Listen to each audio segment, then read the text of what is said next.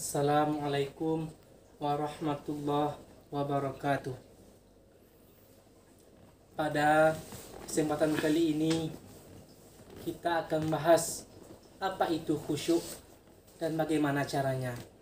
Mungkin sudah sering, bahkan sering sekali terdengar bagi kita orang mengajak mari kita salat khusyuk. Tentu kita menimbulkan pertanyaan, apakah itu khusyuk? Apakah itu khusyuk dan bagaimana cara menimbulkannya di dalam diri? Baiklah, kami akan mencoba menjelaskan apa itu khusyuk dan bagaimana cara menimbulkannya. Sebagaimana dikatakan Imam Zakaria Al-Ansari dalam kitabnya bahwa hukum khusyuk itu ialah sunnah. Wa sunnah fiha ay fi salatihi kulliha khusyu'un biqalbihi.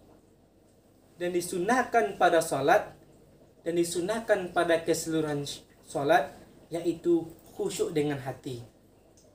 Bagaimana khusyuk dengan hati? Bi alla yahdura fihi ghairu ma fihi wa in ta'allaqa bil akhirah. Khusyuk dengan hati itu caranya ialah seseorang tersebut tidak menghadirkan dalam salat sesuatu pun juga, meskipun yang ia fikirkan, meskipun yang ia hadirkan tersebut bersangkutan pula dengan akhirat. Contoh, di dalam salat ia teringat bagaimana kalau ia bersedekah nanti dengan uang. Kalau bersedekah itu kan termasuk dalam bagian agama untuk akhirat juga. Tetapi meskipun yang demikian tidak boleh dihadirkan dalam salat kalau ia ingin khusyuk dengan hati. Begitu gunanya.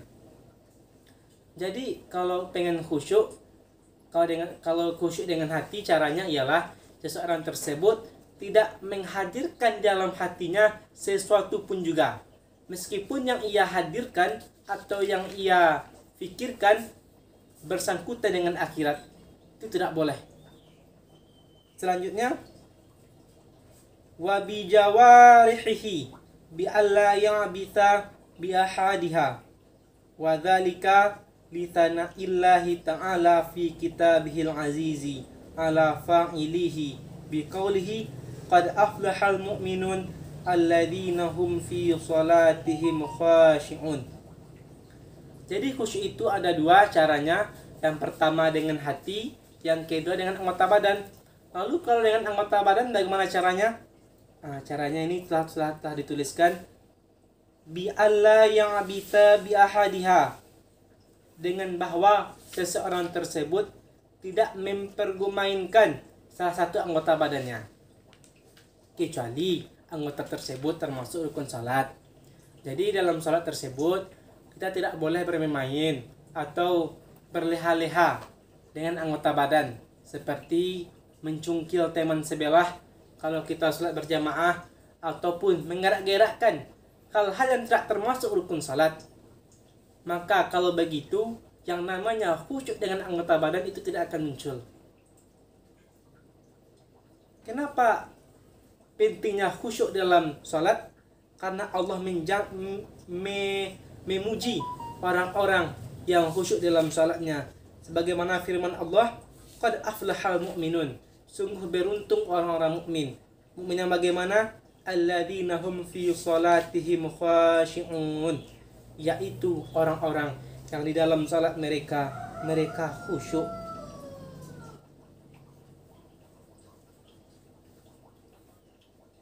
Bahkan satu jamaah atau satu kelompok mengatakan bahwa khusyuk itu ialah termasuk salah satu syarat bagi sah salat.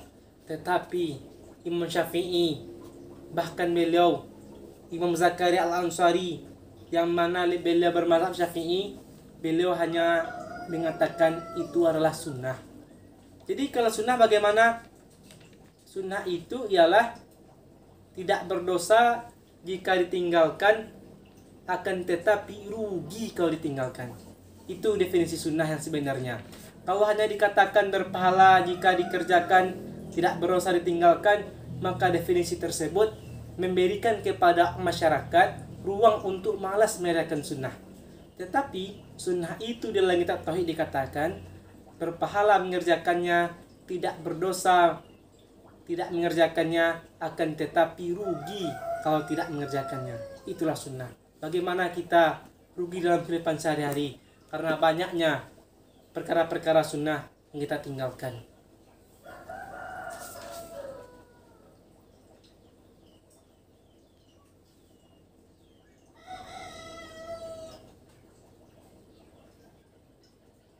Assalamualaikum warahmatullahi wabarakatuh.